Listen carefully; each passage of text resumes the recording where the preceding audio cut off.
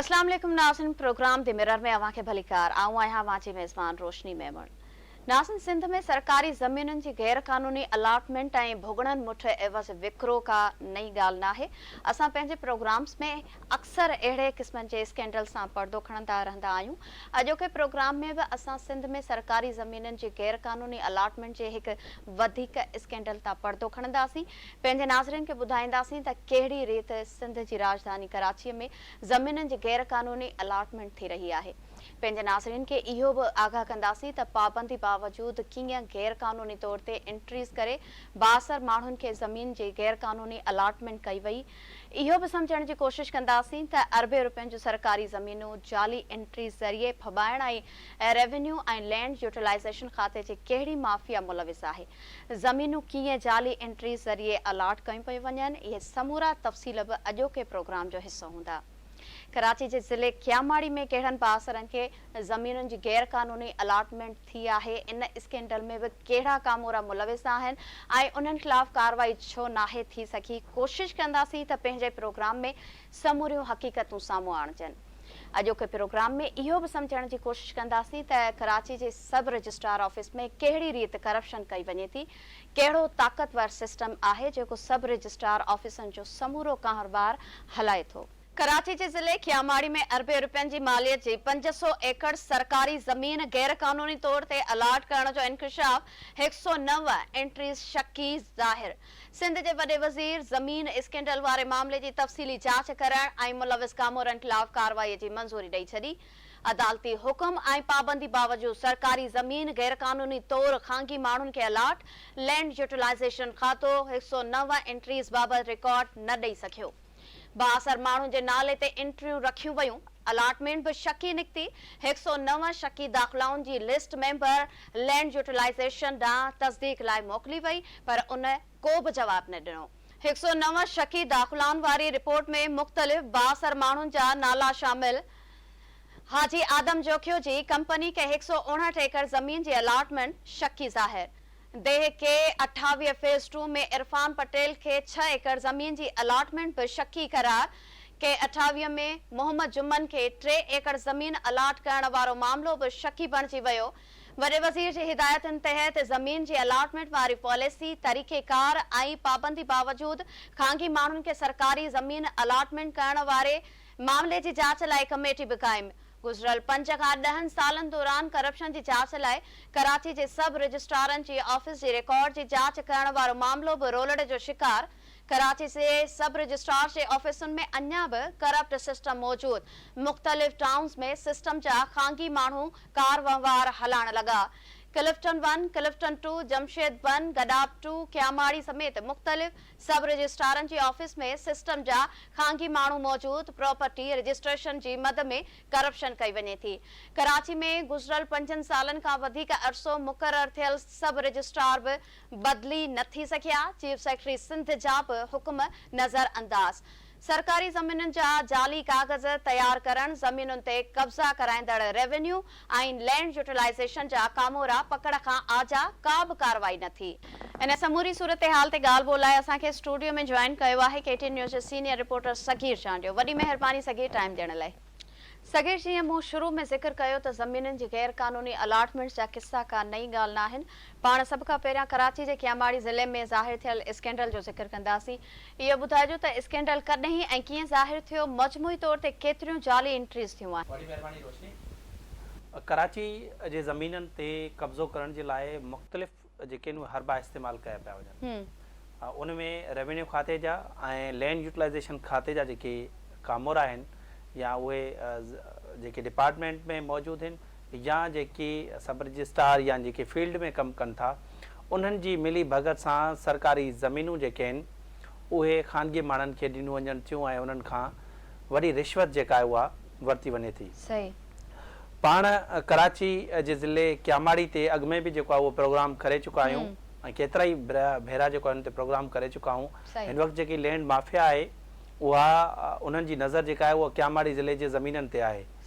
ऐं उते जेके सरकारी ज़मीनूं आहिनि उन्हनि ते कब्ज़ो करण या उन्हनि खे फबाइण जे लाइ हाणे कॾहिं जाली कागज़ तैयार कया वञनि था, कॾहिं शकी एंट्रियूं ज़ाहिर थियनि थियूं, कॾहिं जाली अलाटमेंट ज़ाहिर थिए थी।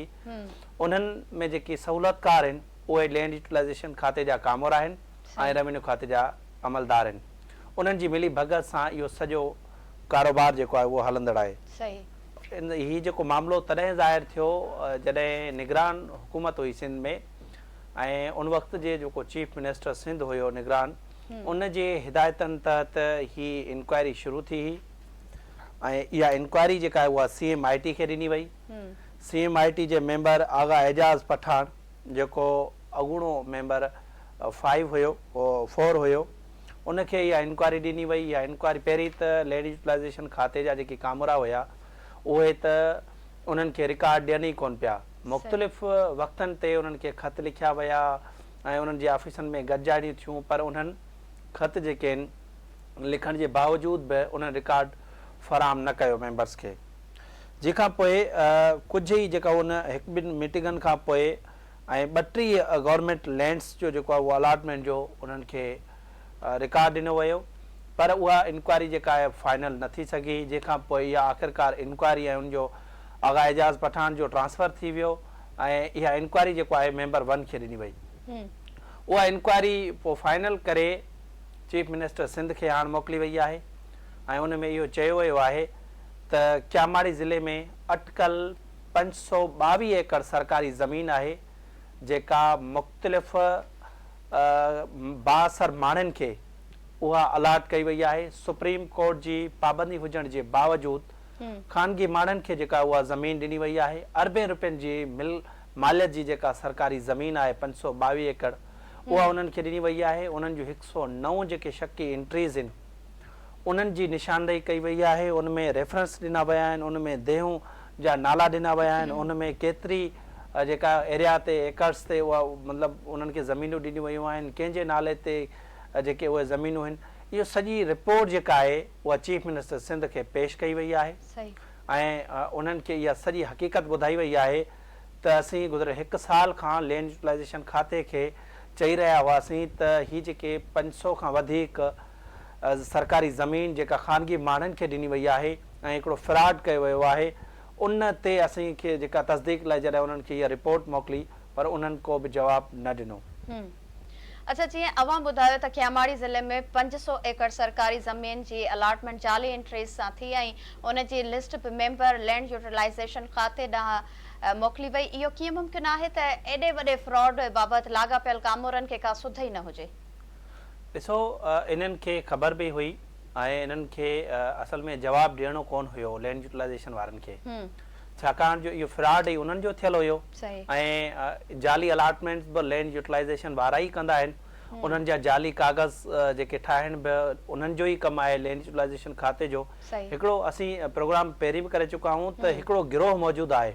उन गिरोह जी सिंध हुकूमत खे निशानदेही करणी आहे त ही जाली कागज़ केरु तयारु करे थो, जाली अलॉटमेंट में कहिड़ा माण्हू मुलविस आहिनि ऐं इहो बि मुमकिन न आहे त इन में जेके आहिनि उहे सरकारी कामोरा जेके आहिनि उहे मुलविस न हुजनि। सरकारी कामोरा ई जेके आहिनि उहे इन में मुलविस आहिनि ऐं उन्हनि जी निशानदेही थियणु घुरिजे, उन्हनि जे ख़िलाफ़ु कार्रवाई करणु घुरिजे, छाकाणि जो ही को 1000 या लख रुपए जो मामिलो न, पर ही अरबें खरबें रुपयनि जी मालियत जी सरकारी ज़मीननि जो मामिलो आहे ऐं सरकारी ज़मीनूं जेके आहिनि ईअं फबायूं वञनि पियूं ऐं कुझु उन्हनि खे घटि रिश्वत ऐं भुॻड़नि मुठ ते उन्हनि खे जेका उहा ज़मीन ॾिनी पई वञे ऐं इन जी बाक़ाइदे सां हिकिड़ी senior member board of revenue जी सरबराही में हिकिड़ी कमेटी ठाहिणु घुरिजे त जीअं मामिलो ज़ाहिर थिए ऐं इहो मामिलो करे केरु रहियो आहे।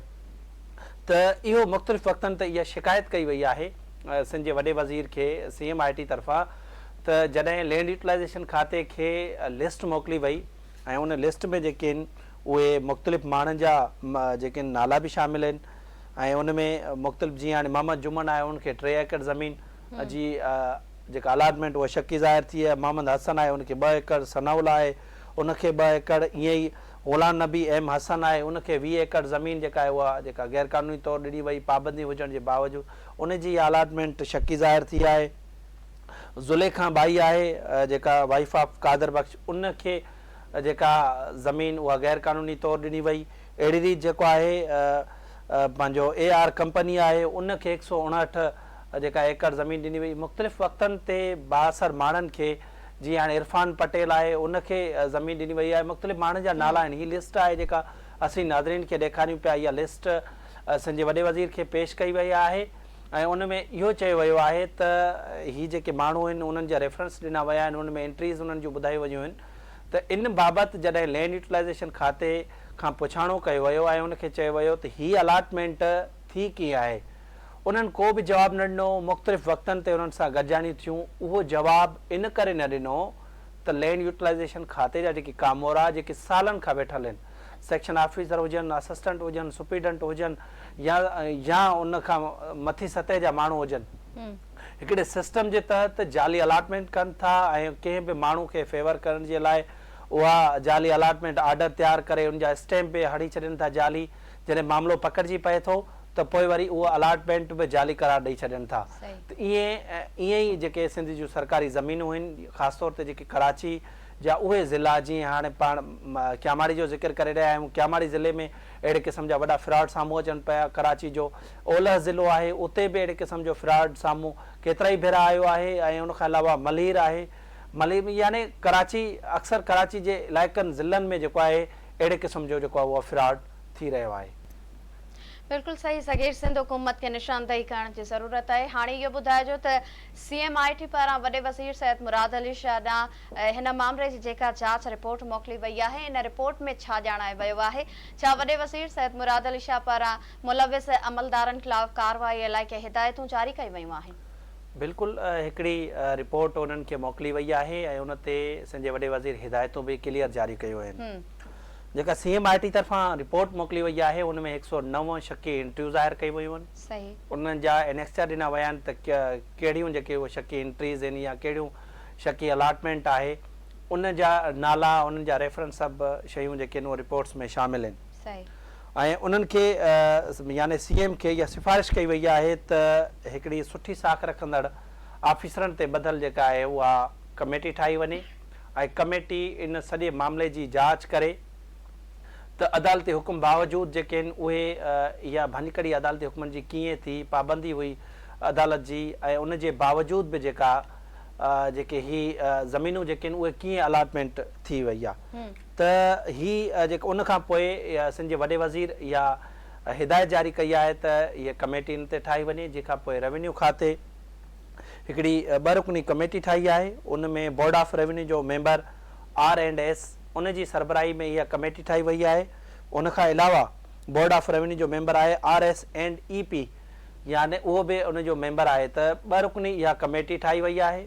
उन कमेटी खे इहो चयो वियो आहे त जेका अलाटमेंट थी आहे अलाटमेंट पॉलिसियुनि तरीक़ेकार ऐं उन सां लाॻापियल जेकी अदालती फ़ैसिला आहिनि उन्हनि खे नज़र में रखंदे 109 एंट्रियुनि जी हिकिड़ी कंप्रीहेंसिव रिपोर्ट जून जे पहिरें हफ़्ते में जेका उहा मोकिली वञे यानी अञा हीअ हाणे शुरू थियणु वञे पई जांच त इन जून जे पहिरें हफ़्ते में ॾिसूं त कहिड़ा इन में कामोरा जेके आहिनि उहे मुलविस आहिनि सिंध वॾे वज़ीर तरफ़ां इहे हिदायतूं जारी कयूं वयूं आहिनि त इन में कहिड़ा कामोरा मुलविस आहिनि उन्हनि कामोरनि जी जेका उहा निशानदेही कई वञे उन्हनि जे ख़िलाफ़ कहिड़ी कार्रवाई थियणु घुरिजे सिफ़ारिशुनि ते ॿधल हिकिड़ी रिपोर्ट ठाहे करे उहा जून जे पहिरें हफ़्ते में मोकिली वञे सगीर जी आवां ॿुधायो त सरकारी ज़मीननि जी अलाटमेंट ते पाबंदी आहे इन हवाले सां अदालती हुकुम बि मौजूदु आहे पर मुलविज़नि ख़िलाफ़ का असराइती कार्रवाई न थी रही आहे अहिड़नि करप्ट कामोरनि खे आख़िर कंहिंजी पुठभराई हासिल आहे ॾिसो इहे जेके करप्ट कामोरा आहिनि उहे लैंड माफ़िया सां मिलियल हुजनि था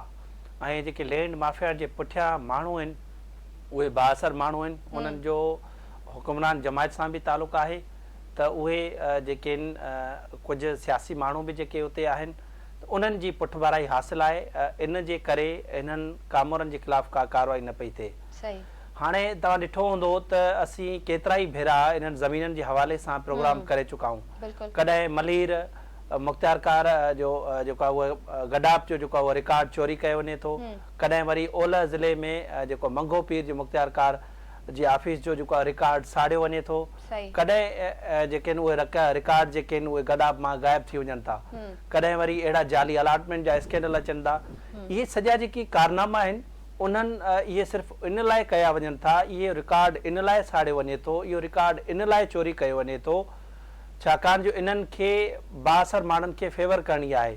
पोइ उन्हनि ग़रीब माण्हुनि जा या उहा जेका सरकारी ज़मीन फबाइण जे लाइ पोइ उहो रिकॉर्ड जेको आहे या गुम कयो वञे थो या रिकॉर्ड साड़े वञे थो या वरी जाली अलाटमेंट जे ज़रिए उन्हनि खे उहा ज़मीन अलाट करे ॾिनी वञे थी। त उन जे पुठियां इहे बाअसर माण्हू आहिनि। उन जे करे छाकाणि जो ही सहूलियतकार आहिनि उन्हनि जा ही करप्ट कामोरा, इन जे करे उन्हनि जे ख़िलाफ़ का कार्रवाई नथी थिए। हिकिड़े सिस्टम जे तहत इहे सरकारी ज़मीनूं जेके आहिनि उहे फबायूं वञनि थियूं। हालांकि 2012 खां वठी जेका सरकारी ज़मीन ख़ानगी माण्हुनि खे ॾियण ते पाबंदी आहे, उन जे बावजूद बि ही सरकारी ज़मीनूं जेके आहिनि उहे भुगड़नि मुठ ते ॾियण जो सिलसिलो जेको आहे उहो जारी आहे। नेब हुजे या एंटी करप्शन हुजे या ॿिया जांच कंदड़ इदारा हुजनि, इन्हनि समूरनि इदारनि जे बावजूद बि इहे स्कैंडल्स रुकिजी न सघिया आहिनि। यानी स्कैंडल मथां स्कैंडल साम्हूं अचनि पिया। भली केतिरियूं ई CMIT जूं रिपोर्ट्स अचनि। इन खां अॻु बि जेको आहे उहो 5000 एकड़ ज़मीन जो स्कैंडल आयो हो त 5000 एकड़ सरकारी ज़मीन जेका आहे उहा मंगो पीर वारे इलाइक़े में खपाई वई। इन खां अॻु उन मंगो पीर वारी ज़मीन जे रिकॉर्ड खे बाहि ॾिनी वई ऐं उन में निशानदेही थी त हीअ बाहि वाक़े में इहे कामोरा मुलविस आहिनि। उन खां पोइ उहे जाली हिकिड़ो रिकॉर्ड ठाहे करे उहा ज़मीन 5 एकड़ ज़मीन खपाई वई। उनजी जांच थी, उहा जांच रिपोर्ट वरी साइड लाइन थी वई। ईअं ई हिकिड़ी ही क्यामाड़ी जो वरी मामिलो साम्हूं आयो आहे। हीअ अॻिते हली ही बि जेको आहे इहो मामिलो साइड लाइन थी वेंदो। उहो इन जे करे जो इन जे पुठियां हिकिड़ियूं माफ़ियाऊं आहिनि, उहे माफ़ियाऊं जे खे जेका सपोर्ट उहा बाअसर माण्हुनि जी आहे। उहे बाअसर माण्हू हुकुमरान जमात सां तालुक़ रखनि था या वरी सियासी माण्हू आहिनि। सगीर, हिते असां सिस्टम जी ॻाल्हि कंदासीं त कराची जे सब रजिस्ट्रारनि जे ऑफिस में करप्शन वारे मामले जी जांच किथे पहुती? छा इहा बि जांच रोलड़े जो शिकार बणिजी वई आहे? जी बिल्कुलु। असल में जेकी कराची जे सब रजिस्ट्रारनि जे ऑफिस में केतिरे ॾींहं अरसे खां यानी केतिरा ई उनखे साल थी विया आहिनि, उते जेके आहिनि उहा करप्शन हले थी। उन जी जेका उहा जांच जे लाइ चीफ सेक्रेटरी सिंध तरफ़ां इहे क्लियर जेके हिदायतूं जारी कई वयूं त कराची जे समूरनि सब रजिस्ट्रारनि जी ऑफिसनि में गुज़िरियल 5 खां 10 सालनि जे रिकॉर्ड जी जांच कई वञे त उन में केतिरी करप्शन थी आहे। हाणे उन खां पोइ पहिरीं त board of revenue chief secretary जे हिदायतनि खां पोइ हिकिड़ी कमेटी ठाही। उन कमेटी जो जेको सरबराह हुयो, उन सरबराह जेको आहे उहो इनकार करे छॾियो त इहा मां इंक्वायरी कोन कंदुसि। जंहिंखां पोइ वरी ॿीहर जेका बोर्ड ऑफ रेवेन्यू जो मेंबर जुडिशियल मोहम्मद सालिक मिर्ज़ा जी सरबराही में वरी कमेटी ठही। उहा कमेटी बि जेका आहे उहा को ॿूटो ॿारे न सघी आहे, का बि जांच में अॻिभराई न थी सघी आहे। उहो इन जे करे जो मूं ॿुधायो तव्हांखे त हिन में वॾियूं माफ़ियाऊं आहिनि। उहे माफ़ियाऊं उन्हनि माफ़ियाउनि जी निशानदेही न थी सघंदी, छाकाणि जो हिकिड़ो सिस्टम जे तहत इहा करप्शन थिए थी। हाणे हिकिड़ो ही मामिलो थियो हुयो PECH सोसाइटीज़ में।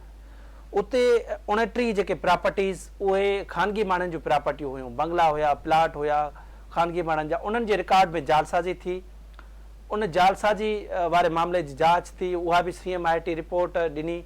उन रिपोर्ट जे जाइज़े खां पोइ चीफ सेक्रेटरी सिंध हिकिड़ी हैरानगी जो इज़हार कयो त हिकिड़ी सोसाइटी में एॾो वॾो फ्रॉड अरबे रुपयनि जी मालियत जो थिए थो त अहिड़नि सब रजिस्ट्रारनि जी ऑफिसनि में उहा जमशेद टाउन जी हुई।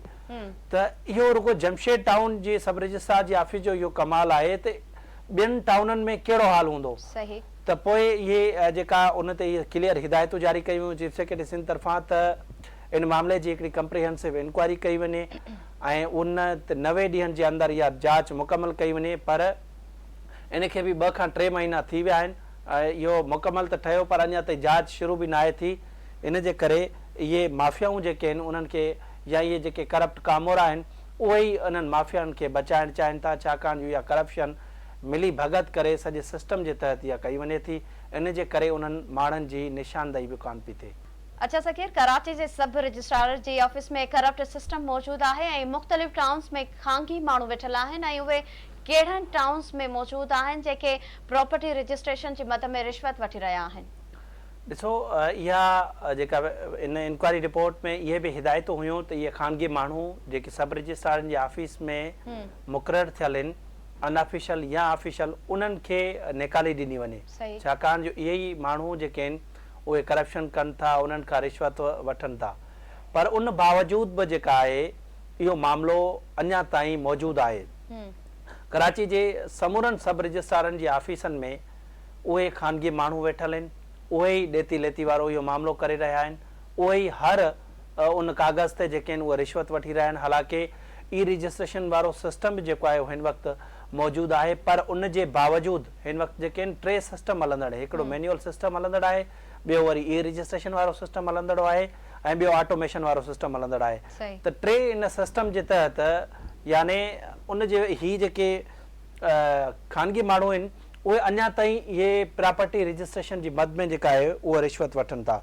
जेका पाण खे ज़रियनि खां ॼाण मिली आहे त अञा ताईं उन्हनि सब रजिस्ट्रारनि जी ऑफिसनि में याने तव्हां मिसाल तौरु जेका तव्हांखे ॿुधाईंदुसि त क्लिफ्टन 1 आहे, उते ख़ानगी माण्हू वेठल आहे, क्लिफ्टन 2, जमशेद 1, गडाप 2, क्यामाड़ी टाउन, गडाप ऐं गुलशन समेत कराची जे मुख़्तलिफ़ टाउन्स में सब रजिस्ट्रारनि जी ऑफिसनि में ख़ानगी माण्हू वेठल आहिनि जेकी रिश्वत वठनि था ऐं रिश्वत खां बग़ैर उहे कमु कोन था कनि। उहे ख़ानगी माण्हू ई सॼी ॾेती लेती वारो सिस्टम हलाइनि था। त उन्हनि खे नेकाली ॾियणु घुरिजे ऐं हिकिड़े सिस्टम जे तहत या रिश्वत या इहा करप्शन कई वञे थी ऐं उन जो को बि नोटिस वठण लाइ सिंध हुकूमत जो को आला अमलदार या के रेवेन्यू खाते जा जेकी आला अमलदार जेके आहिनि उहे इन्हनि जो नोटिस न वठी रहिया आहिनि ऐं इहो सालनि खां सिस्टम हलंदड़ आहे। सही था चओ सकीर, आला अमलदारनि खे नोटिस वठणु घुरिजे। आख़िर में सकीर इहो ॿुधाईंदा हलो त क्यामाड़ी ज़िले में अरबे रुपयनि जी मालियत जे 500 एकड़ सरकारी ज़मीन जी गैर क़ानूनी तौर अलाट थियण वारे मामले ते अवां जी लाॻापियल अख़्तियारनि सां का ॻाल्हि ॿोल थी सघी आहे, उन्हनि जो छा चवणु आहे हिन सूरत हाल ते? ॾिसो, लैंड यूटिलाइज़ेशन खाते जे आला अमलदारनि सां राब्ते करण जी कोशिशि कईसीं पर उन सां राब्तो न थी सघियो ऐं उन्हनि को बि जवाबु न ॾिनो। ऐं जेको CMIT खे आला अमलदार जेके आहिनि उहे जवाबु नथा ॾियनि, रिकॉर्ड नथा ॾियनि, उहे असां सां बि जेको आहे उन्हनि ॻाल्हाइण खां इनकार कयो ऐं उन्हनि खां असीं पुछियोसीं त हीअ जेका 522 एकड़ सरकारी ज़मीन आहे उहा कीअं अलाट थी आहे, कीअं उन्हनि जूं शक एंट्रीज़ आहिनि ऐं मुख़्तलिफ़ वक़्तनि ते CMIT बि जेको आहे उन्हनि खे चयो त इन जो रिकॉर्ड ॾियो ऐं ही बासर माण्हुनि जा जेके असीं पंहिंजे प्रोग्राम में नाला बि खयां त उन्हनि खे इहा ज़मीन अलाटमेंट जी जेका उहा जाली अलाटमेंट थी। हालांकि सुप्रीम कोर्ट जी इन में पाबंदी बि हुई पर उन जे बावजूदु ख़ानगी माण्हुनि खे इहे सरकारी ज़मीनूं जेके आहिनि उहे कहिड़े कानून जे तहत ॾिनी वियूं ऐं उन जी हिकिड़ी कमेटी बि जेका आहे उहा ठाही वई आहे पर उन्हनि को बि जवाबु जेको आहे उहो न ॾिनो। उहो इन जे करे जवाबु नथा ॾियनि छाकाणि जो इहे कामोरा इन स्कैंडल्स में मुलविस आहिनि ऐं इहे ई जाली कागज़ तयारु कनि था, इहे ई जाली अलाटमेंट कनि था, इहे ई रिकॉर्ड साड़नि था, इहे ई जेके आहिनि उहे जाली इंटरव्यू रखनि था। इन सॼे सिस्टम में लैंड यूटिलाइज़ेशन खाते जो ई मेन किरदारु आहे ऐं उनखां पोइ रेवेन्यू खाते जा अमलदार जेके आहिनि उहे इन में मुलविस आहिनि। त सभ खां वधीक जेका करप्शन बि उहा रेवेन्यू ऐं लैंड यूटिलाइज़ेशन खाते में ई आहे ऐं उन जो जेको आहे उहो ख़ात्मो न थी सघियो आहे। हालांकि इहो कानून लागू कंदड़ इदारनि बि जेको आहे इन जो नोटिस वरितो हो पर उन जे बावजूद बि इहो सिस्टम अञा ताईं कराची जे समूरनि सब रजिस्ट्रारनि जे ऑफिसनि में मौजूदु आहे ऐं लैंड यूटिलाइज़ेशन खाते में बि अहिड़े क़िस्म जो अञा ताईं सिस्टम हलंदड़ आहे। नाज़रीन, अॼोके प्रोग्राम में फ़िलहाल एतिरो ई। ईंदड़ हफ़्ते के नए इशू सां गॾु ॿीहर हाज़िर थींदासीं। तेसीं ताईं पंहिंजी मेज़बान रोशनी मेमण खे ॾींदा इजाज़त। लावाही।